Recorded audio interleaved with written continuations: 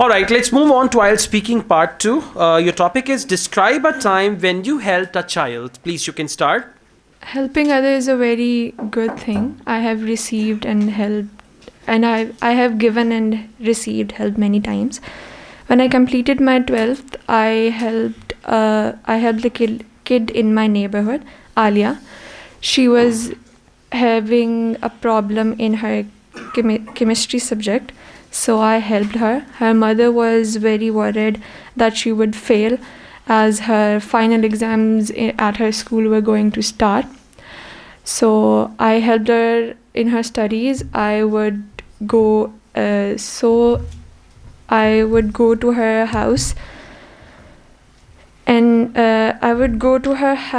and teach her chemistry. Her mother was so excited at my effort.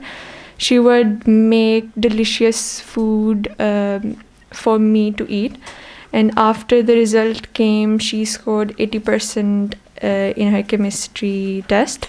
Okay, thank you so much. The first thing is you need to increase your energy level, boost your energy level, and speak actively and energetically. Second, you are speaking thoughtfully. You're thinking a lot, and therefore you are not speaking fluently. So try to speak fluently.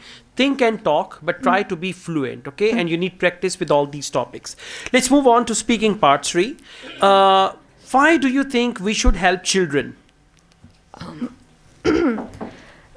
Because because helping others give you a kind of happiness that you cannot explain, and gives you a mental satisfaction. So I think you should help. Okay, others. this answer is rather short. Try to add a little more.